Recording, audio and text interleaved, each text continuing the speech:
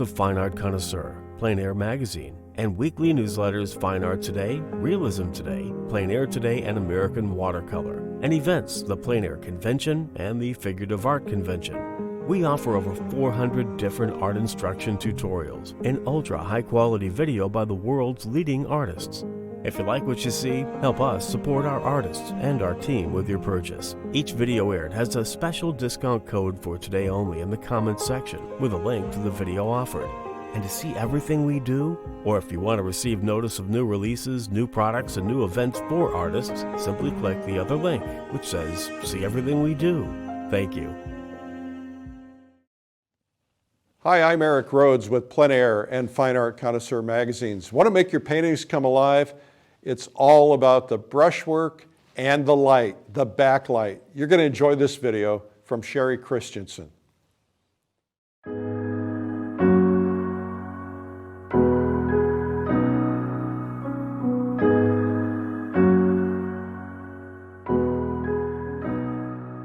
All right, hi. I'm Cheri Christensen. I've been painting for over 25 years, both painting and teaching. And today we're going to do a video on backlighting and brushstrokes. My subject matter is going to be the little chicks. People really love my chick paintings. And I really want people to kind of concentrate on making it feel like a chick. So that's why we're working on the brushstrokes here along with the backlighting. In a moment, we'll start talking about value, and I'll show you steps if you want to do a black and white study before you do this if you find value difficult. Anyway, let's get started. So I just wanted to go through a value study for you so you can see the process of what you're going to be doing in color. Again, if you want to do a black and white first, it's a good way to get started. So here are the same chicks that we're working on. So when I say start with the shadow shapes, this is what I mean. Okay, I've done a quick drawing, come in, my background was the darkest. This chick would be my second darkest. It's going to go 1, 2, 3, 4. So this, even though right now it's looking like light and that's looking like a light, these are all your shadow shapes. Why that's important is because everything's relative and you need to be comparing what's darker, the next, and the lightest dark. And the challenge here is, because this is a white chick, is to not get it too light that it's as light as the lights. So you're going to see, right now it's looking kind of light. But when I go to here and I start adding the lights, it falls back into the dark shadows. So same thing on lights, you're going to compare which is the lightest, which is the darkest. So my lights, this is my darkest light, and then it would go to, these are really close, but I would say this would be the second, and that would be the brightest light. So that's how you're going to compare while you're painting. You're going to do the same thing when you get to color. What you're looking for in color. What basic color is it? Is it more red, blue, green, yellow? What is the color's intensity? Is it very vibrant, neon color, straight out of the tube? Or is it a grayed down color? So that's how you're making your color choices. Also, what is the temperature of the color? You know, you look here and the temperature here, it's much cooler than the temperature there. So that's how you're making your decisions. And it's all about getting it on the canvas or board, making those adjustments, making sure your values stay, the dark stay in the dark, and the light stay in the light. But after you get all of those things down, then you can go in and start working on things more like modeling the form, your brushwork, all of that. So anyway, let's get started. So now I just want to do a quick statement on the palette, how I have everything laid out. I like to keep my colors to the sides so you have a lot of mixing room.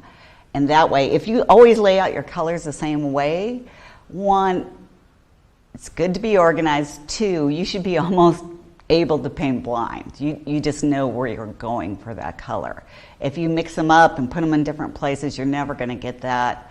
If you make little dots, oh, I need more of that color, and you're putting it here, it's just really frustrating. I have a hard time painting on students' palettes when it's not organized. And I'm not a big organized person, but here I'm organized because it saves me a lot of time and energy elsewhere. This is what I've got. I've got quick dry white. You can also use titanium white, but my whites usually go pretty thick and take a long time to dry, so quick dry helps with that. This is Cad Yellow Light. Oh, and I just put my hand in the paint, cool. The Cad Yellow Light, and they're all Gamblin paint, and not that you have to use Gamblin, but I like the consistency of it, so I don't have to add medium to my paint. I do have Gamasol, and I use 2 cans, one to keep my brushes in and kind of clean them, and one to kind of get some fresh Gamasol when I need to thin it. So I use that as a medium.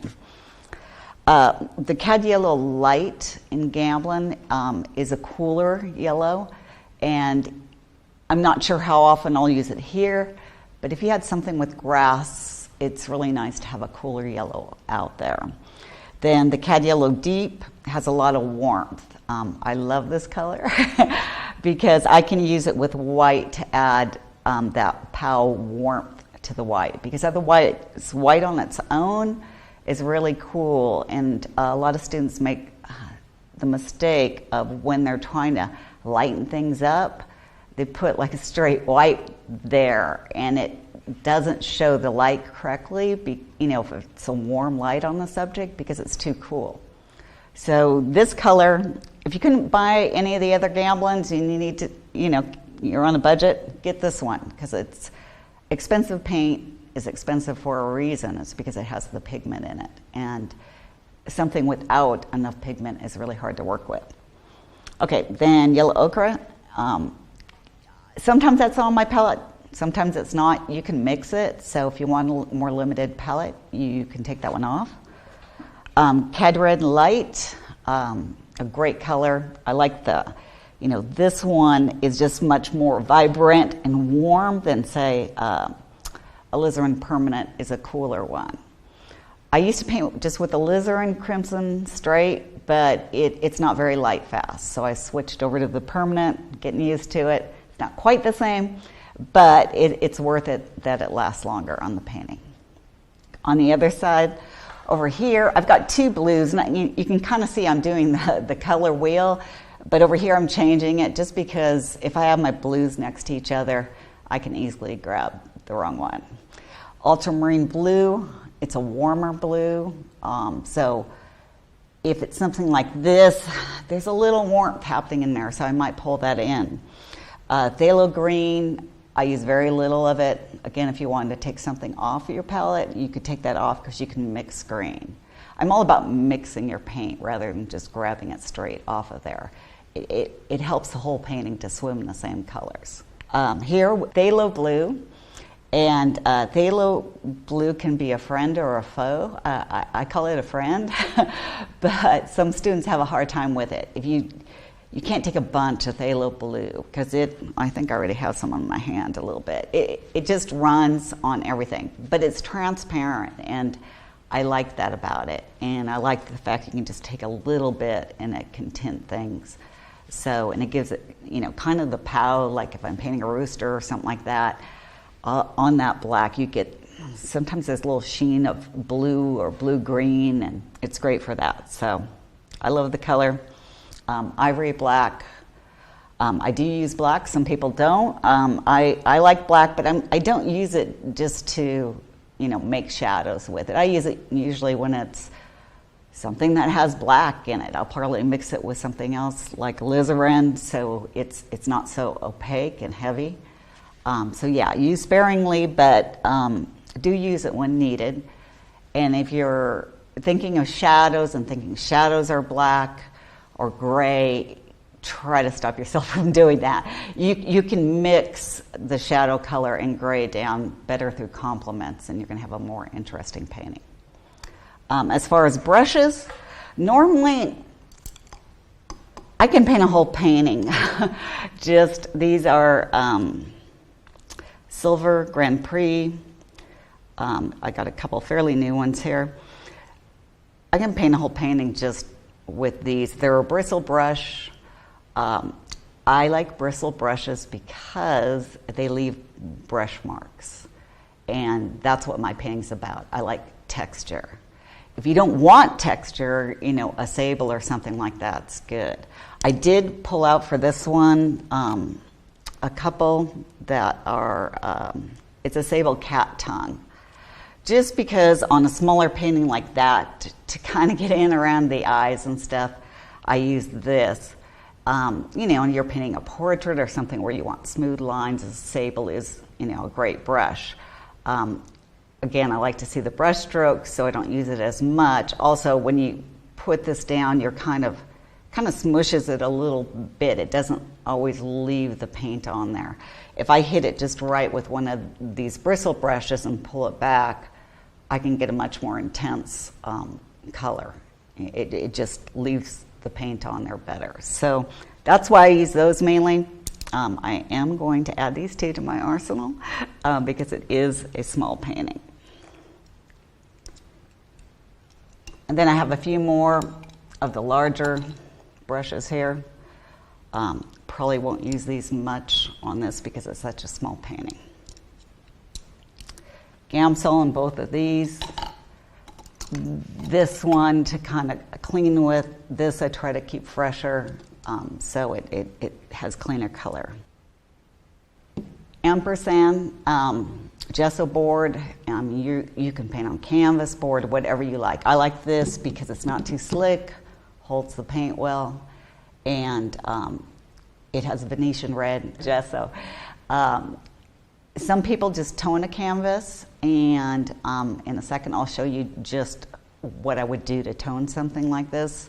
It's not as heavy. If you paint lighter, you might want that.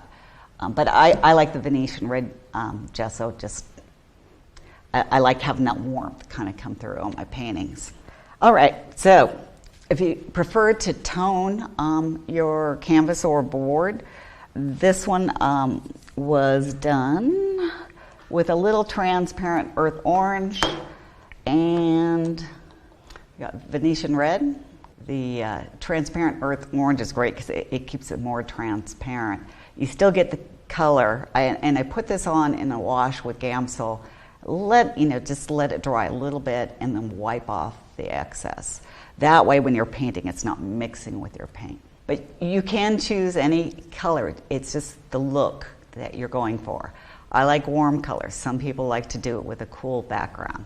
The only thing I would warn against is using the phthalo blue because it'll keep mixing with most of your colors and it can be difficult. So the first thing that I like to do is just take a look at your reference material there. I don't do a really involved drawing, mainly because I just want to get the placement down to make sure nothing's going off of the page or the board. And with small ones, it's pretty easy to do. Move these over so I got brush to go in there. Okay. And what color you draw with is up to you too. I like a little bit of my drawing to show through at the end. So to stop myself from going too high, I'm just going to go like this because if you start down here and suddenly the head's too far, it can be a problem. So I'm going to give an idea of where I want this line happening. Like I said, this is just a general kind of layout. And then I'm also going to draw in the shadow shapes. So when I say that, I'm not just talking about the shadow, like a cast shadow from something. That's what we think when we're walking. We see our shadow. Well, we don't see when we're walking that half of us, is in shadow because the light's hitting the one side. So I want you to think not objects, but light and shadow. And that's just a hard thing to get through your head. But the more you paint, the more it will make sense. Okay. Now I'm just trying to get these two guys. I want to see on placement of where they're going to come out.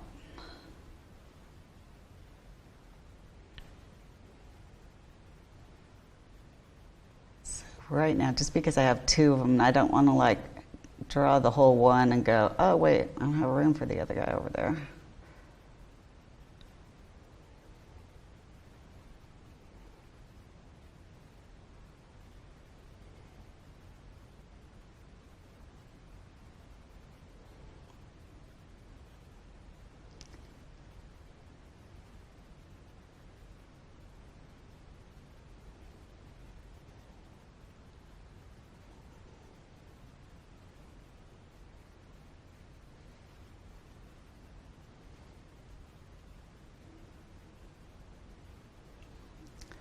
It's always good to get your placement down before you spend a long time drawing and perfecting everything and realize, oh yeah, you got a cool chick here, but it's not in the right place. And when you do something and you really like it, it's hard to get yourself to erase it, but you have to. Or cut out the rest of the painting. You can already see I'm getting a little high here. We'll see how it comes out.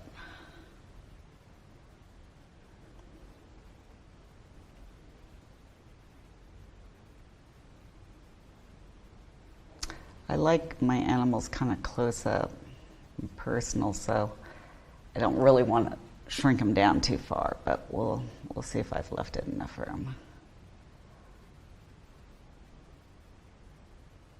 If not, you'll get to see me do it again.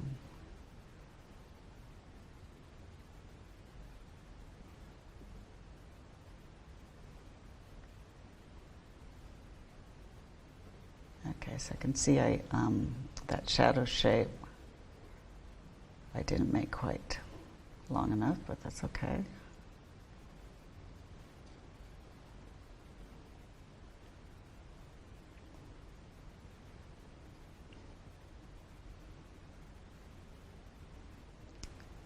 Now when you're sitting down, I'm sitting down just because it's a small painting and it's a little easier to get in on it for details.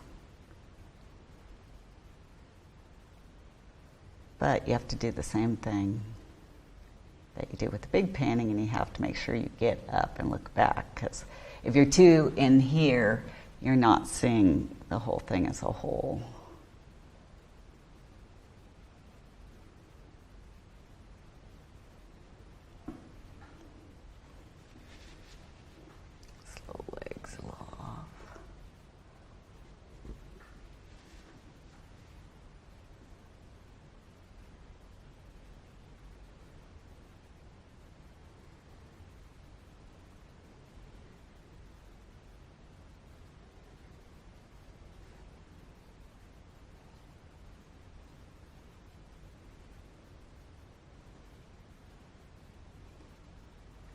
I'm just going to get back for a second before I keep going so I know if I have them placed where I want them. I think the placement's okay. This guy's a little bit bigger here and this guy's a little smaller, which kind of is, but not to the extreme I have it. So I'm just going to flesh him out a little bit more.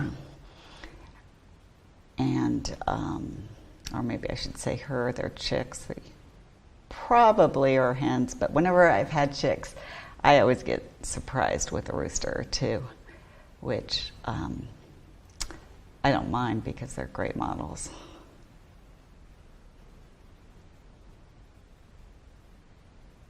Okay, so this is the other part. I need to make sure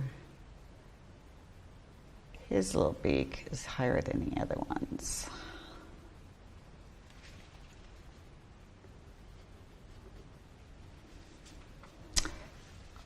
So when I look at that, I realize this guy's head needs to drop a little bit. I'm also trying to look at the shape here in between them. If you have problems with drawing, look for the negative shapes. If that doesn't work, and you're working from a photo, you can turn it upside down. Turn this upside down. Sometimes our brains want to do something like make a face look forward, and you really fight it if you're thinking of face or something like that. If you turn it upside down, you just look at shapes, and it can save a lot of things. Okay, so if I'm thinking that guy's head's there, I want this little beak there.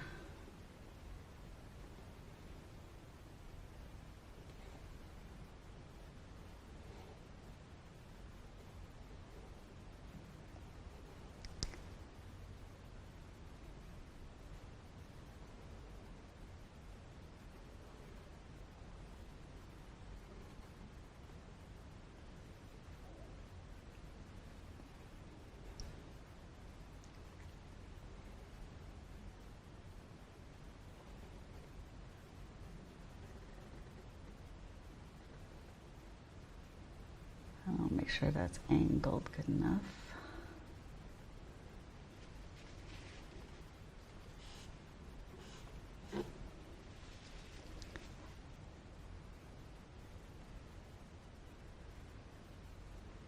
Like I said, it's just for placement. Sure, you could draw it all out, but I don't want you to get too attached to your drawing because we'll be losing it as we go further. Okay, so I think right here, we got that little part coming down. Let's go in here. This back leg. Just don't want this to get too far back.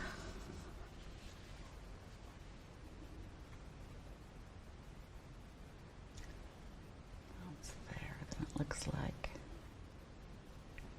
this wing. And just so you know, baby chicks can fly. They're hilarious when they fly. When I'm photographing them, I look at the photos later, and it's amazing for a little thing, how far up in the air, it's going, and it's like on its first flight. It's pretty cool. That's the fun thing about working with animals is I get to see things like that. And I just enjoy hanging out with them.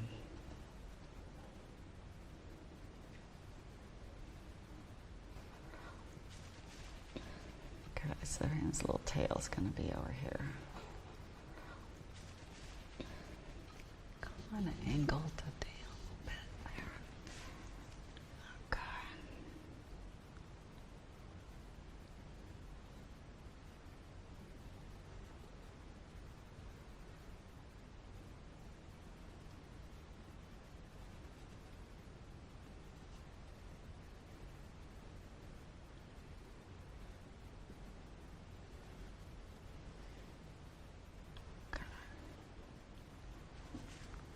Right. And then as I block it in, we'll be able to see a little bit better where that drawing is. Now, this guy we're going to make a little bit bigger. Okay, so we've got that beak there. We want this one here. It kind of goes up like that. Angled a little bit.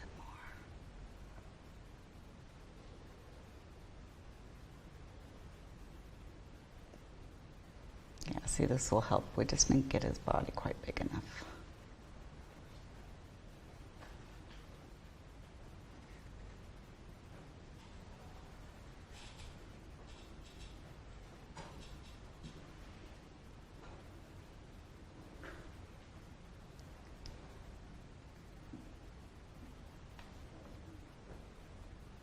Make sure I got enough room here for that little wing.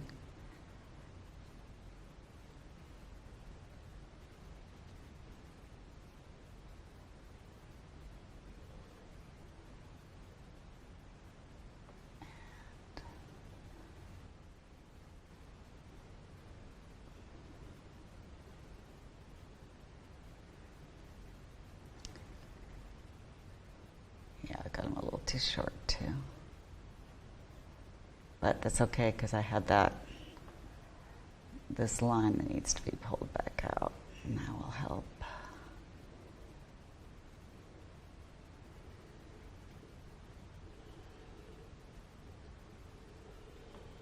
want to make sure I have some of that light coming in there, but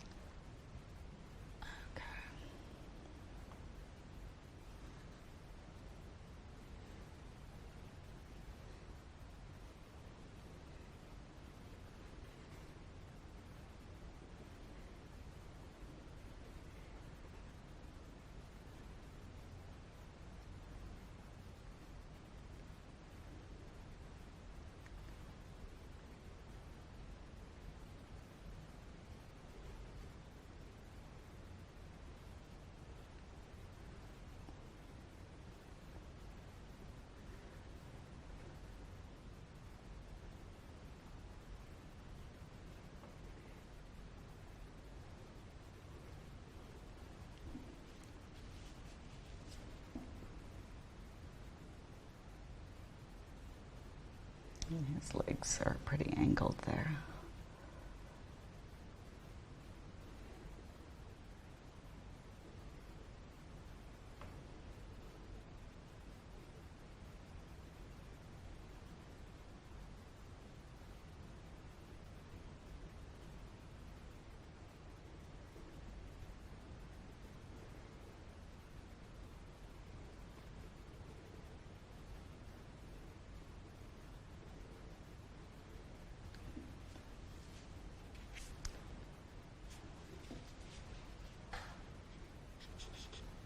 It's a little hard to read, but once we get the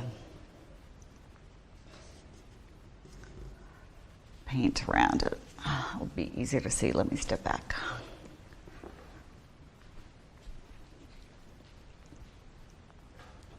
All right, so I brought this out.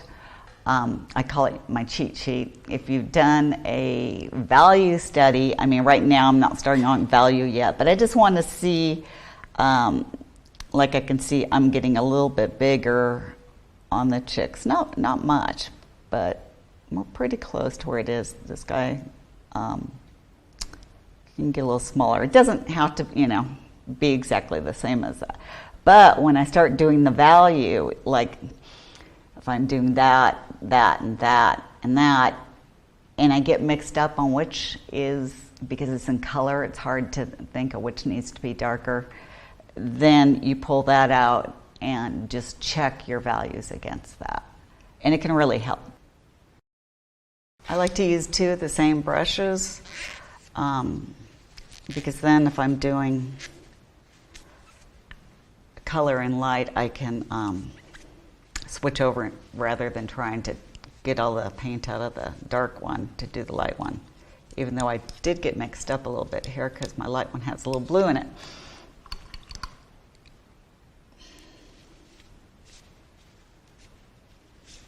You'll also note I wipe my brushes a lot because once you put color down on the painting, every time you touch that painting, you pull color off. If you just take it and mix it back in there, you're muddying up your paint. So if you wipe it off before, you aren't bringing that color back off of there. Okay, so I'm going to take and use this one for the darks.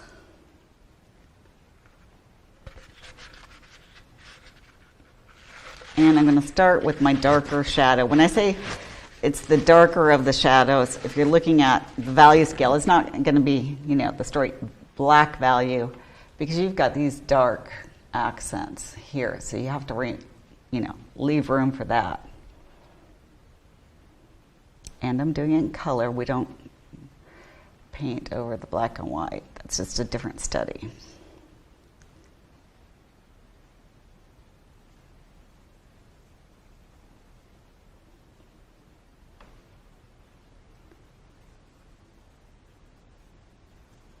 Sometimes if I'm in a different space, I have to play around a little bit to make sure what I'm seeing here is what's going to be up there. So it's a little darker than I want.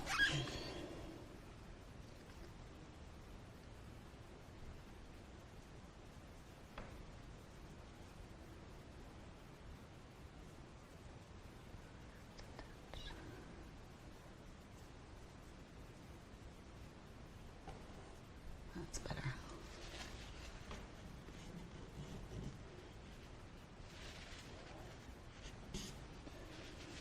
And again, I'm trying to keep my darks kind of transparent, so a little bit of the warmth comes through.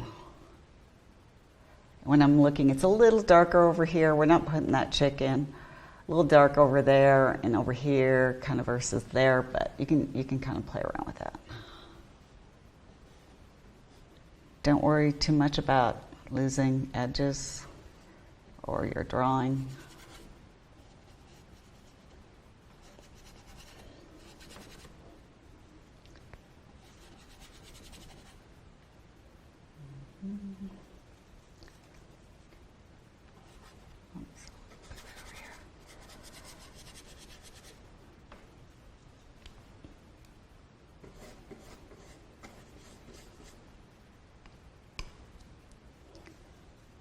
Keep my darks a little more transparent so they don't look too heavy.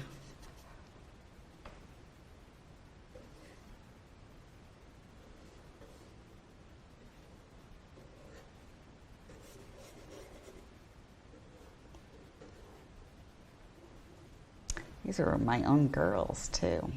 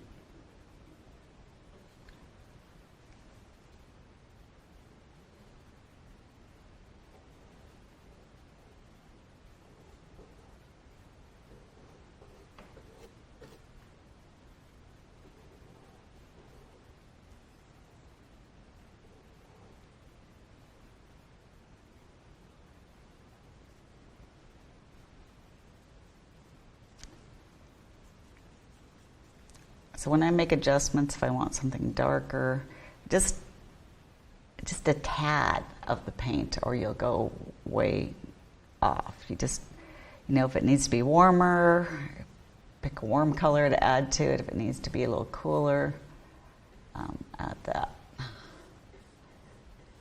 It's just a little darker in here, kind of like what's happening over there.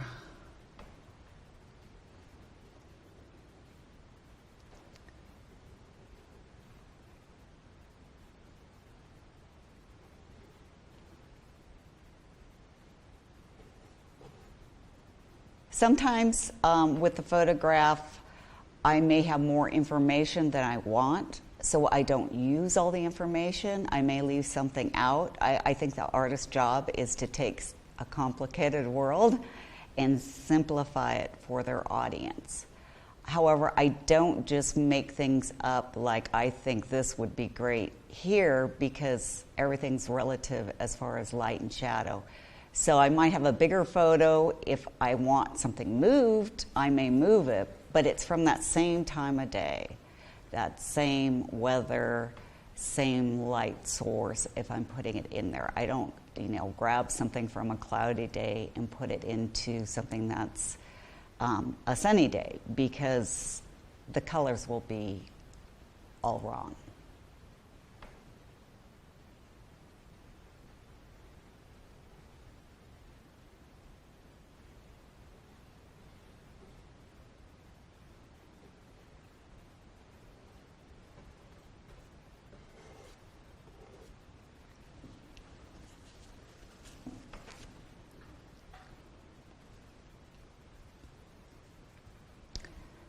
Just carrying on. This is a little light over here, and it kind of carries over to here.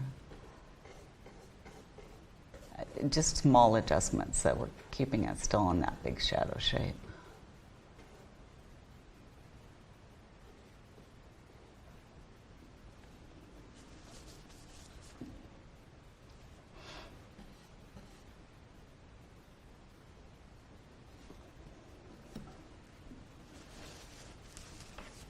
Okay, so that in my shadows,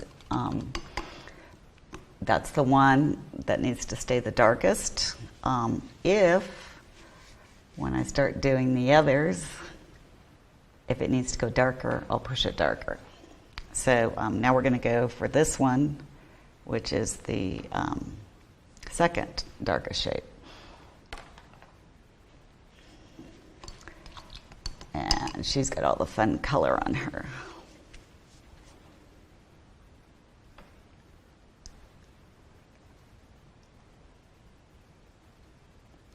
But I can't make that fun color too light or it won't stay in the shadow.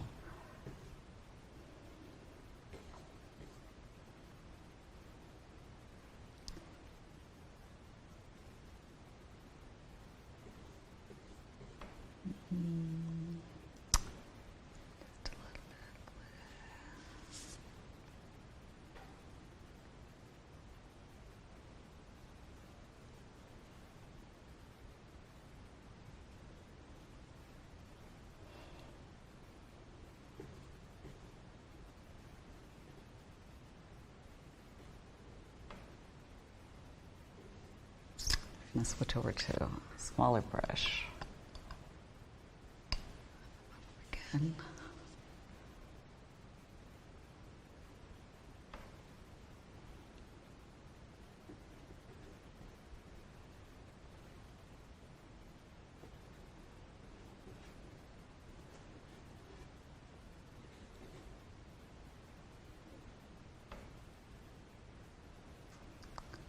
How I'm coming up with the colors. It's not just looking at that and holding it up and trying to match it.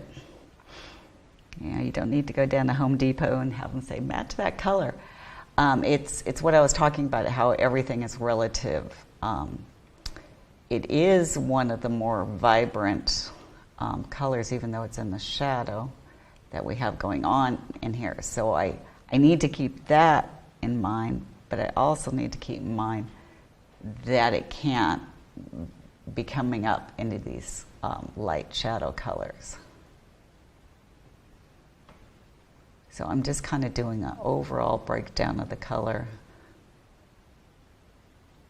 And then when we get to modeling and stuff, I'll make a little more changes on it and adjustments. Colors can look different too when they're against another color. So when I get the whole thing blocked in the shadows, we'll look and make adjustments.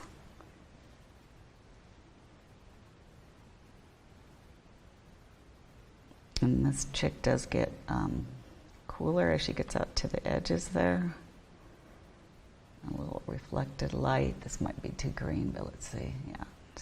Also too dark.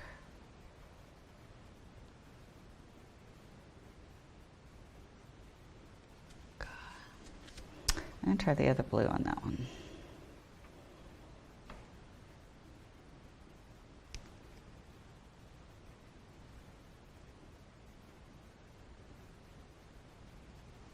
Okay, color's better. It needs to go slightly lighter.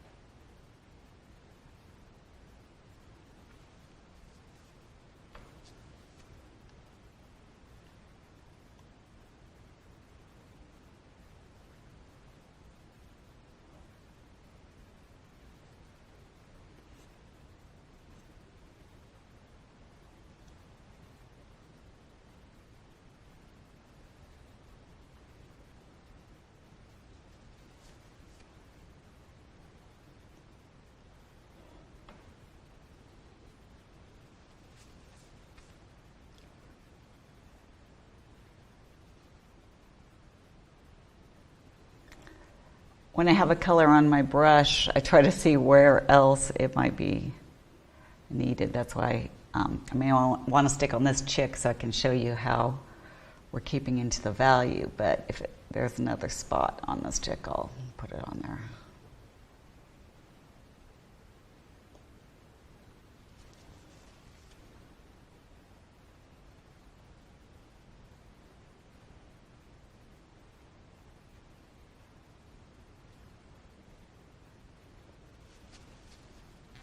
Because chicks are fluffy, even when I'm blocking it in, I'm trying not to get too hard of lines.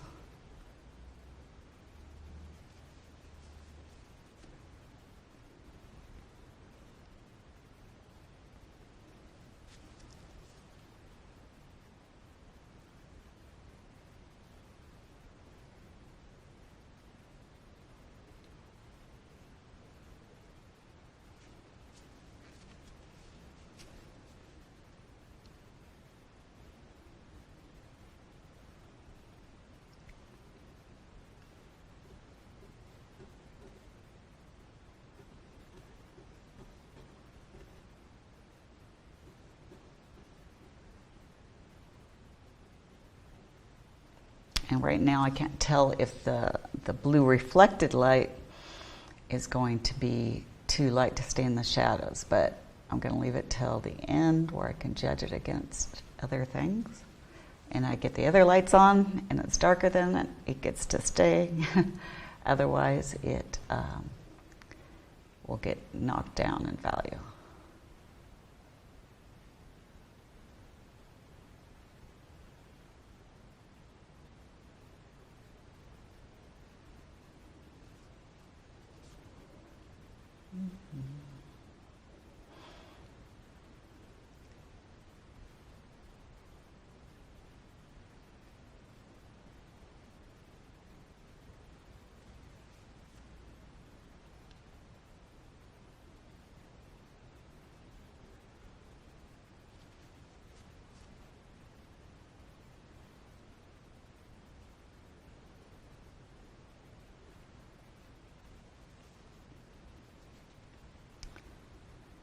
Okay, just cruise along, get this blocked in so we can start comparing.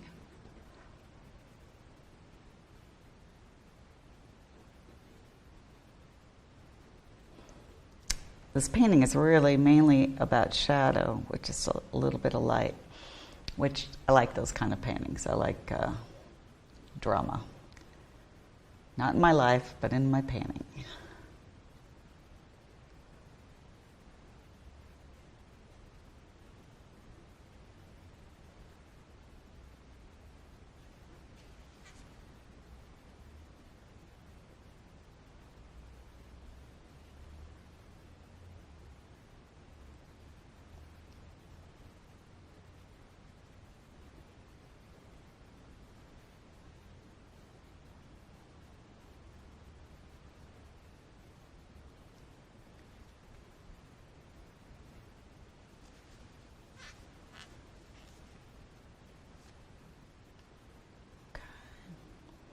I think it's a little more red, and you can see if you're comparing that to that. There is no shadow is this color. It's just like, skin color. There's no just Caucasian skin color and Caucasian skin color in shadow. It is whatever you're talking about, whether you're talking about a duck, a white duck, you take that white duck and put it into a different situation. The shadows are going to be different colors depending on what's around it.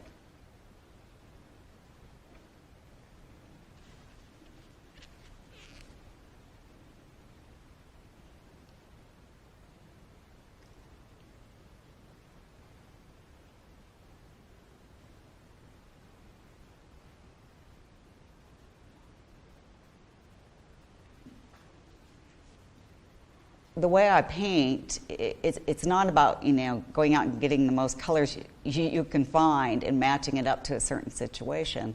It's about everything being relative. Looking at one shadow versus the other, which is warmer, which is cooler, which is more intense, which is less intense. which is more red, which is more blue, which is lighter, which is darker. So there's no set color for a shadow. It just depends on the time of day, if it's hitting grass, if it's hitting flowers, if it's hitting a road. Shadows can be any color.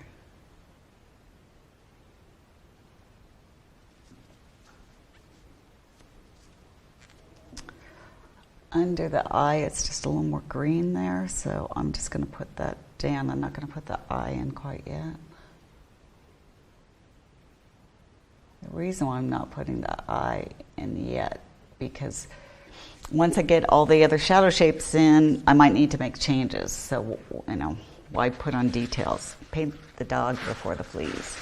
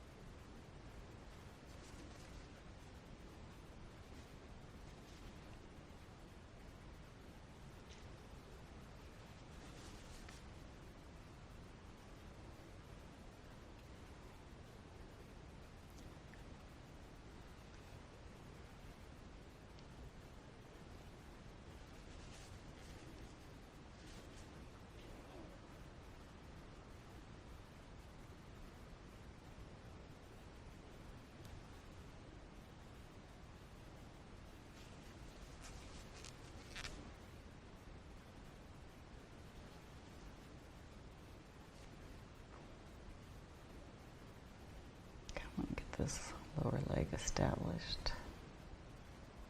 Kind of angles. A bit more than I had it.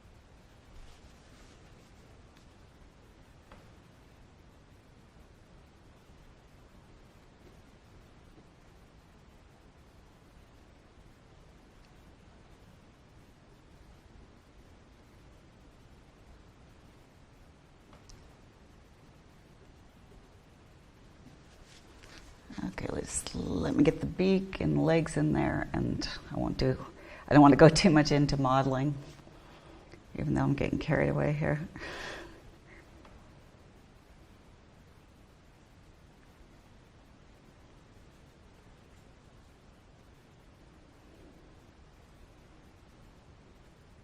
The fun thing about painting is you can put some music on, you can listen to an Audible book, you can just start painting and hours will go by and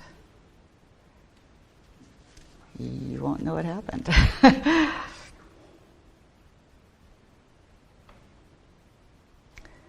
found I have to set alarms on my iPhone because what feels like I've been there 15 minutes could be hours. But that's why it's so fun. You get to be in your own little world.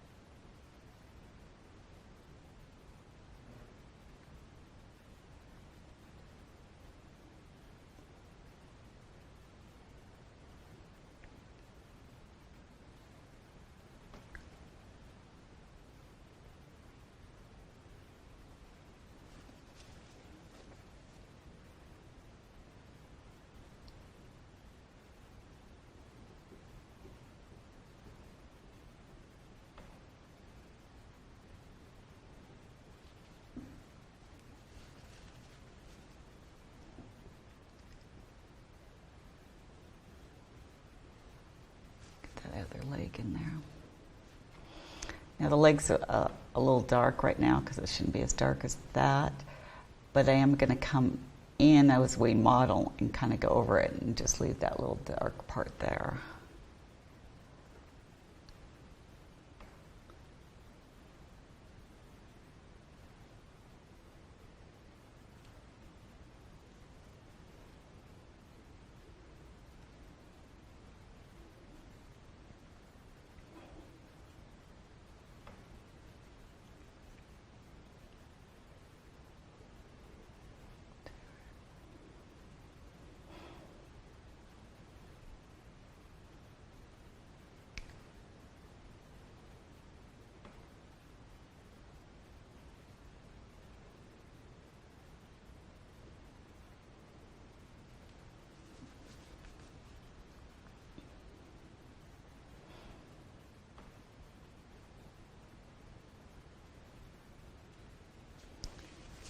Also in areas like where it gets, a little too thick, I find it's easier rather than trying to get that exact line.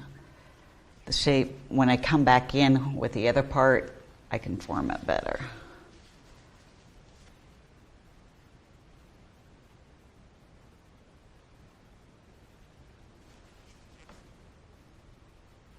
And that leg's just looking a little too bright in here.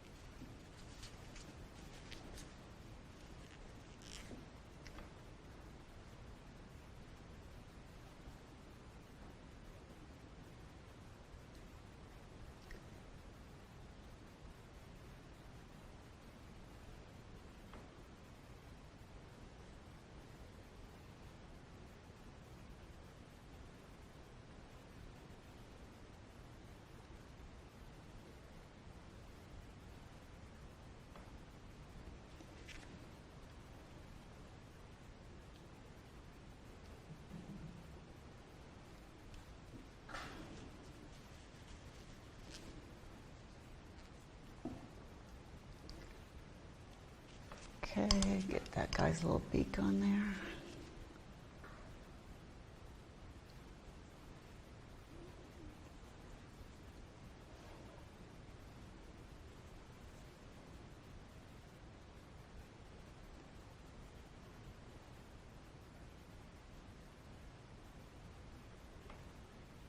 Okay, it's too dark.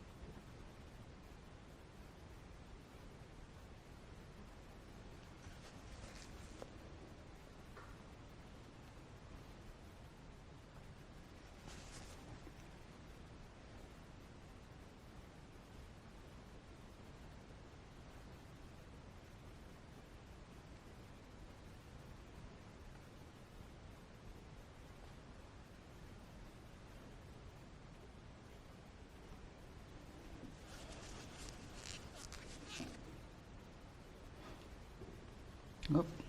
I love it when I go whoop. And just had too much color on that brush. Brought that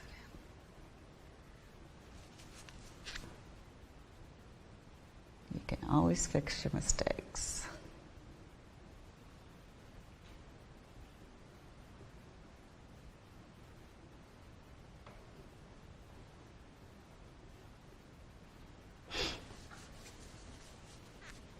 Okay, so he is right now my second darkest value. Obviously, the reflected highlights are a little lighter. And we'll see if they stay there later. Now I'm going to go to this because I see that as the next darkest, versus that.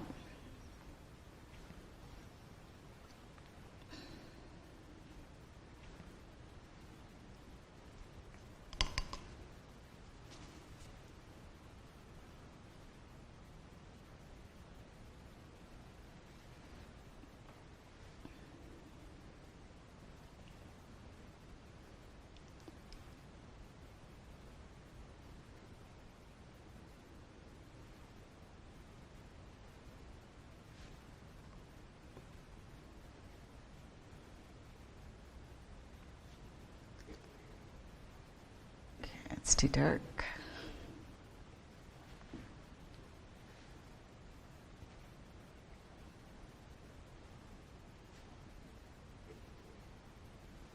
Getting better. I don't want quite that blue, so I'm putting a little Cad red light in it to gray it down. And there's some bluer spots, but I can add that in later. It's still too dark.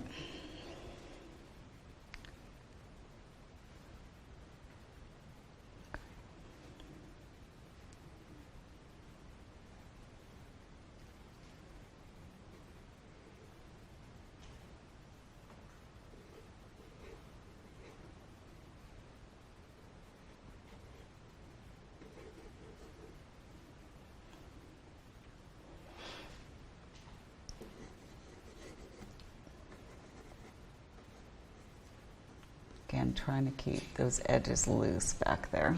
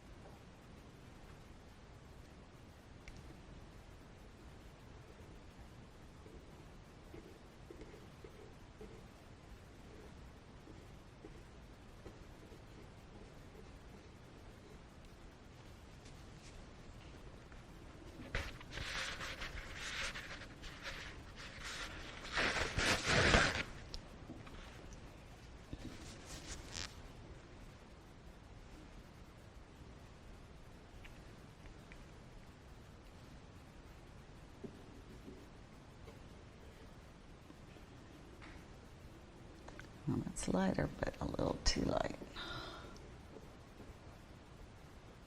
It looks like I have this guy's leg a little too far apart. I'm going to bring it back.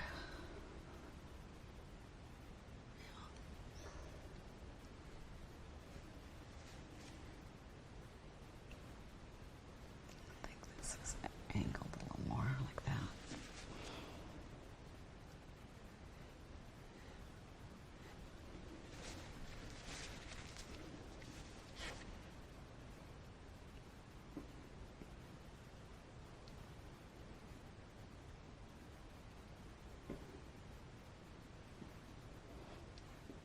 As this cooler color gets back by the wall, it does warm up, so I am going to warm that up a bit.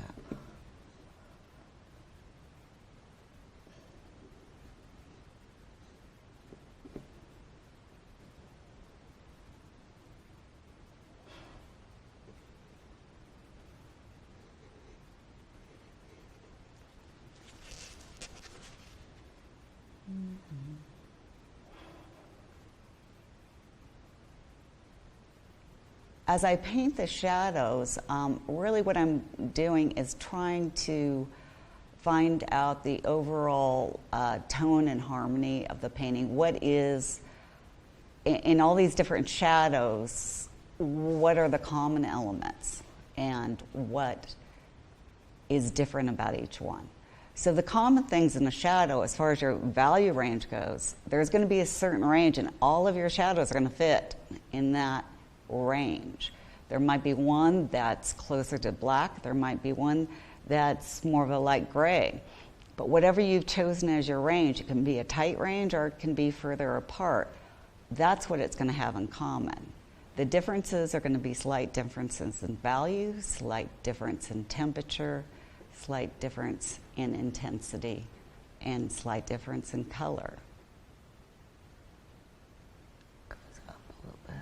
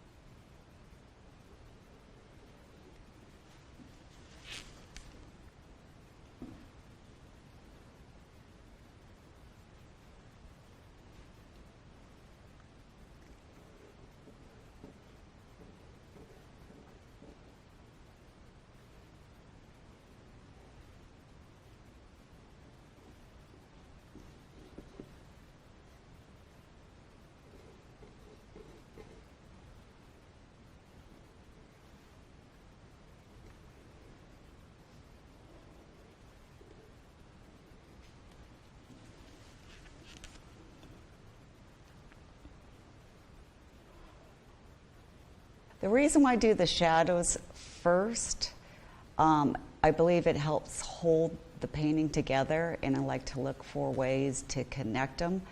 If you suddenly threw in, if we're trying to make judgments on all the lights and all the shadows at the same time, people will get mixed up. They start painting because they see something in the light that's maybe a dark object, and they see something in the shadow like a white duck or a white chick, and they'll start to make those items, they think of them as items rather than light and shadow or objects. Oh, that duck is white, it's all light, when it's not. The shadows got to fall in the shadows. So if you separate it that way, it's easier for people to handle it in a small chunk and make sure they've got all that together, and then do the lights, handle that in a separate chunk, make sure all that's together. And usually when they have problems, they'll get those two things, is when they start modeling the form, they'll make the lights too dark or the darks too light, and then they'll lose the form. I tell people, if you get light and shadow out of a first workshop, you'll be ahead of so many people. So that's really the most important thing. Hey, would you like to win a beautiful painting worth almost $3,000? We've got a beautiful Joe McGurl plein air study that he's done of the sunset in Maine. It's gorgeous. If you want to have an opportunity to win it, go to paintinggiveaway.com. Just put in your email. That's all you've got to do, and you only need to enter once. We'll be giving away the prize at the end of May. Go to paintinggiveaway.com.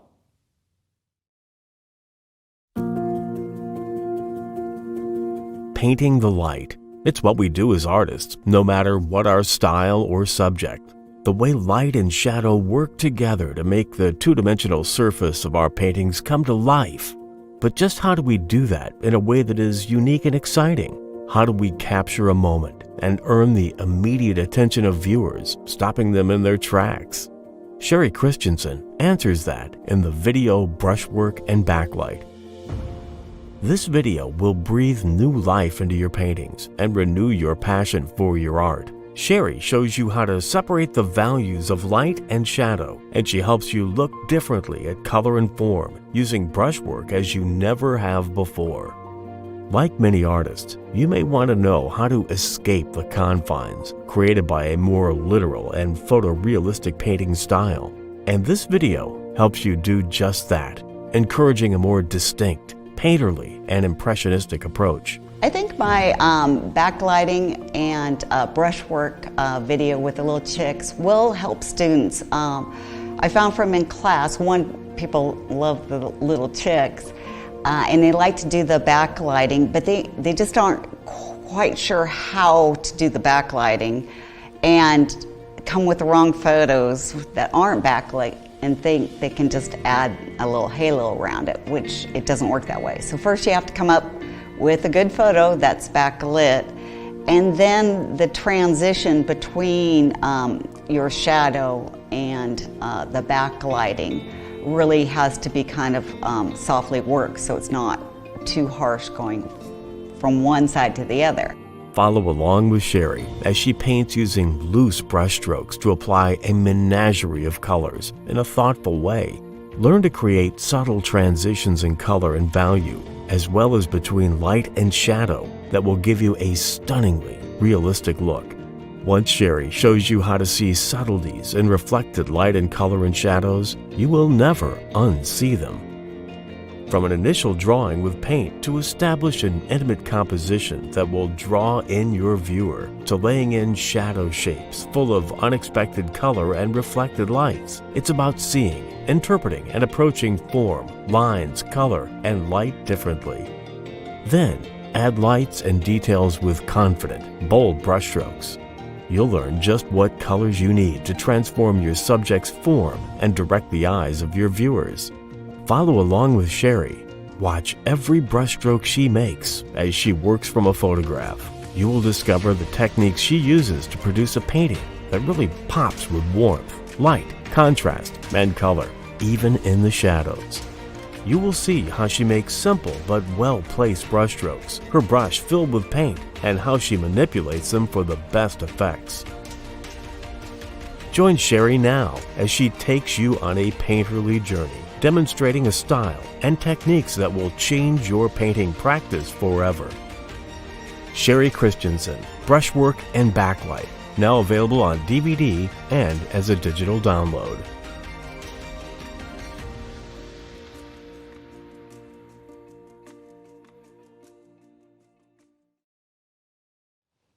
That was Brushwork and Backlight with Cheri Christensen, and you can learn more about it at lilyartvideo.com. Now let's get to know Cheri.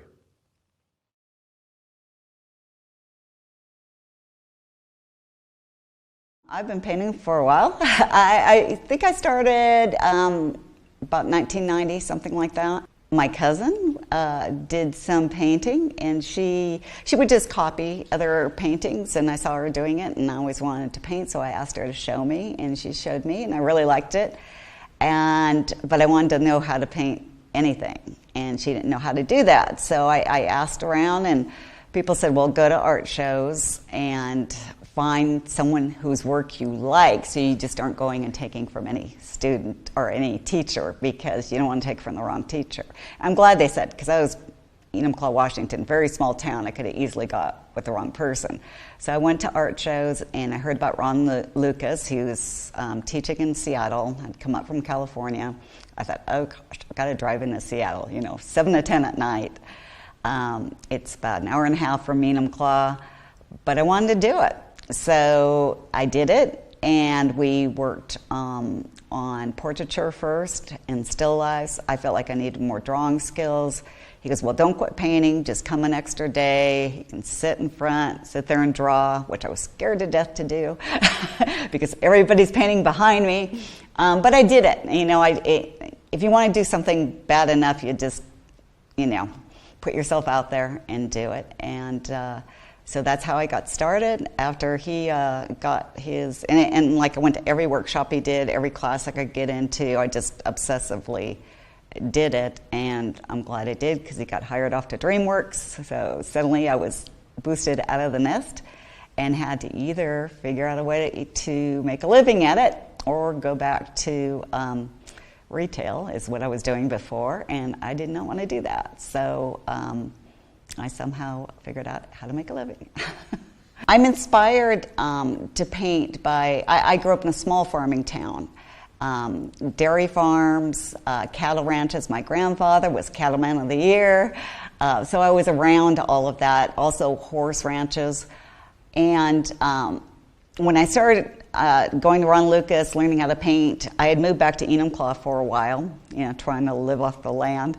And so I had a bunch of animals around me. I had goats, I had chickens, I had donkeys. And it wasn't like we weren't existing off the farm. It was just kind of, we enjoyed having the animals and had, chickens for layers, for the eggs and everything. And once I started painting, I was doing portraiture and still life, and I thought, well, maybe I'll paint flowers or something. And then after Ron, towards the end when I started going off on my own, I thought, well, okay, who am I? What do I want to be? And I just looked around. It's like, okay, you're sitting on how many acres? You're surrounded by all these different animals and dogs and cats, and you have a goat that comes into your laundry room sometimes. I think maybe what you like, it's animals. It's all around me. But I didn't know what that, I was taught to paint from life. And so I couldn't figure out how I was going to paint an animal from life. So I just started doing the animals from photos, but doing them on my own. I didn't show them to my teacher or anything like that. And my husband at the time did a surprise birthday party for me. And it was a real surprise because I had paintings all over my house that I didn't mean anyone to see. I mean, they were in process. And he invited my teacher. And we had just come back from a trip. I swear I just crawled out of the back of the van, went in, everyone's going, surprise.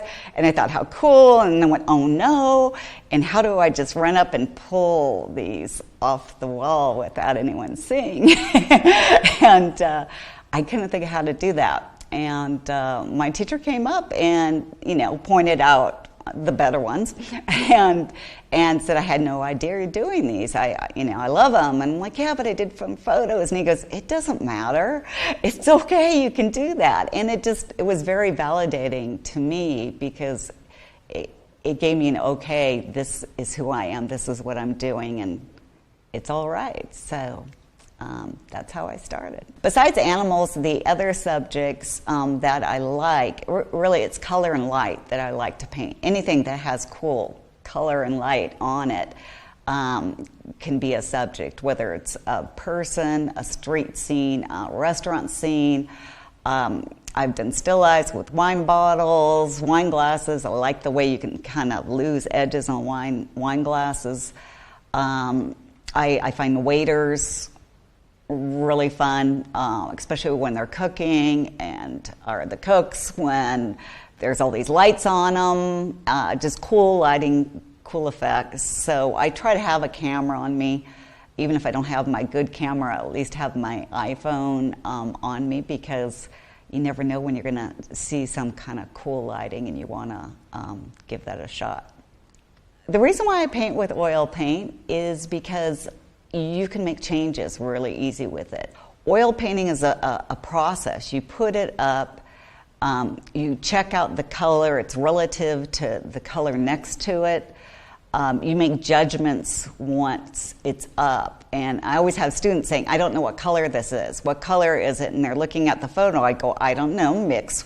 Try to get the color, put it up there. Then you go, oh, does it need to be warmer? Does it need to be cooler? Does it need to be lighter? Does it need to be darker? Does it need to be more intense or more grayed out?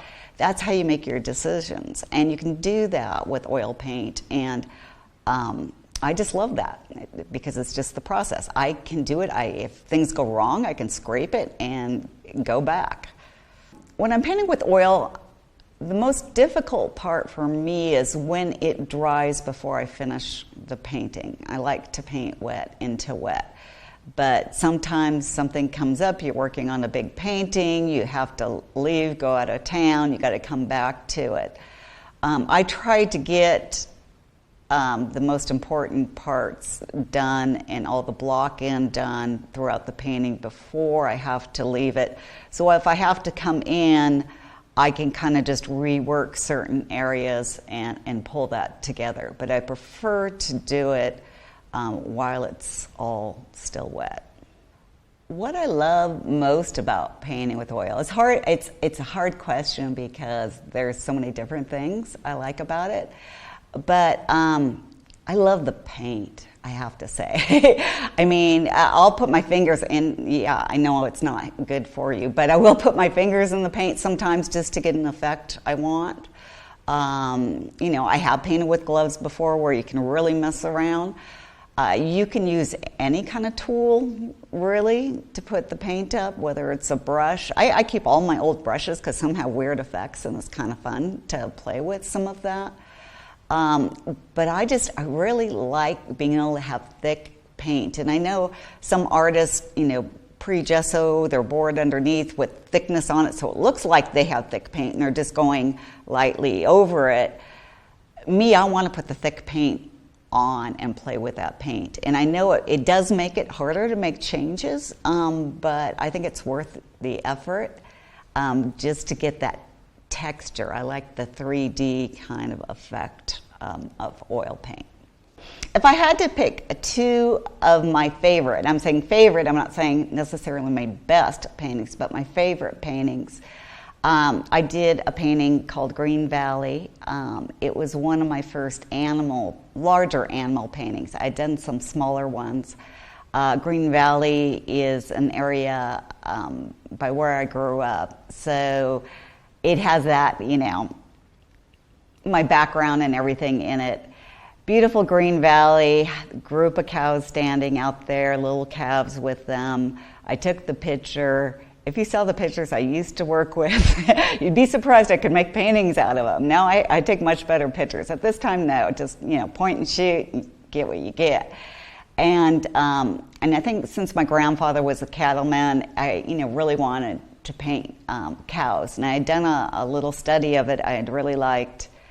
And this is the first one where I made it a bigger painting. And it actually went to New York before I ever went to New York, and it got an award. So I thought my cows were great. They got an award in New York, and it came back, and I was gonna sell it, and I think someone was interested, and I don't know if they changed their mind or what. Anyway, I ended up keeping it because it meant so much to me. So I still have that painting. It has a lot of the same things that I do now, just a lot less paint, you know, on it. I wasn't as brave with the paint then, but it's really the first large animal painting that I pulled together. The other painting, and it's just because it's recent, I just did one called The Mystic, and it's one of not my first raven painting. I had done The Trickster first. Friends of mine had given me, I saw this photo on their Facebook page of this great raven. They're in Santa Fe. And asked them if it was theirs, and it wasn't. They had a friend, a photographer. Anyway, I got the rights because I do believe, you know, you either shoot your own photos or you get a right to use that photo because that belongs to somebody else. So they talked to their friends, said it was fine, so I got the rights to use the photo. I did the first one how I would normally just, you know, paint an animal. And then I wanted to play around with paint and kind of dragging the paint over it. And so I got a slightly bigger canvas or board, so I had more room to kind of play with it. So I'm using the same pose, but I'm playing with the background color, I'm playing with lost edges, and I just had so much fun playing with that painting that I actually went back. I'd been to the Tower of London a long time ago, and I found my old video camcorder, and it's hard to get things off those old camcorders these days. But anyway, somehow I managed to get off the shots of the ravens, so I pulled a bunch of raven shots. and then have been doing more raven paintings where I'm making things up more, where to me, like what I'm teaching here is more paint what you see. So I'm just taking it a little further. Still, the same idea of, making the animal, but I might be putting it into situations and playing more with the paint and the edges on it. That's it. Thanks for watching my video. I hope you enjoyed it as much as I enjoyed making it. If you'd like to check out more of my work, you can reach me online at www.cherichristensen.com.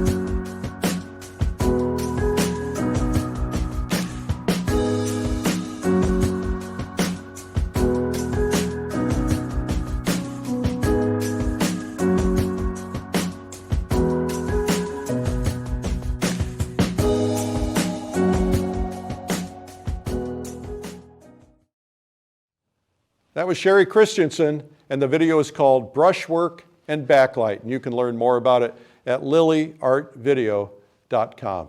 I hope you enjoy your day. I'm Eric Rhodes.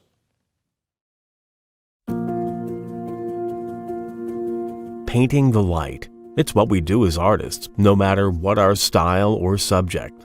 The way light and shadow work together to make the two-dimensional surface of our paintings come to life. But just how do we do that in a way that is unique and exciting? How do we capture a moment and earn the immediate attention of viewers, stopping them in their tracks? Cheri Christensen answers that in the video Brushwork and Backlight.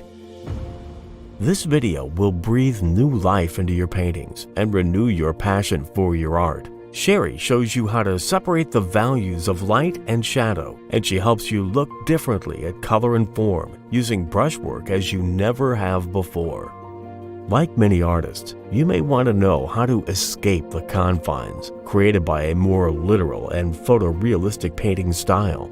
And this video helps you do just that, encouraging a more distinct, painterly, and impressionistic approach. I think my backlighting and brushwork video with the little chicks will help students. I found from in class, people love the little chicks, and they like to do the backlighting, but they just aren't quite sure how to do the backlighting and come with the wrong photos that aren't backlit and think they can just add a little halo around it, which it doesn't work that way. So first you have to come up with a good photo that's backlit, and then the transition between your shadow and the backlighting really has to be kind of softly worked, so it's not too harsh going from one side to the other. Follow along with Cheri as she paints using loose brushstrokes to apply a menagerie of colors in a thoughtful way. Learn to create subtle transitions in color and value, as well as between light and shadow, that will give you a stunningly realistic look. Once Cheri shows you how to see subtleties in reflected light and color and shadows, you will never unsee them. From an initial drawing with paint to establish an intimate composition that will draw in your viewer, to laying in shadow shapes full of unexpected color and reflected lights, it's about seeing, interpreting, and approaching form, lines, color, and light differently. Then, add lights and details with confident, bold brushstrokes. You'll learn just what colors you need to transform your subject's form and direct the eyes of your viewers. Follow along with Cheri. Watch every brushstroke she makes as she works from a photograph. You will discover the techniques she uses to produce a painting that really pops with warmth, light, contrast, and color, even in the shadows. You will see how she makes simple but well-placed brushstrokes, her brush filled with paint, and how she manipulates them for the best effects. Join Cheri now as she takes you on a painterly journey, demonstrating a style and techniques that will change your painting practice forever. Cheri Christensen, Brushwork and Backlight, now available on DVD and as a digital download.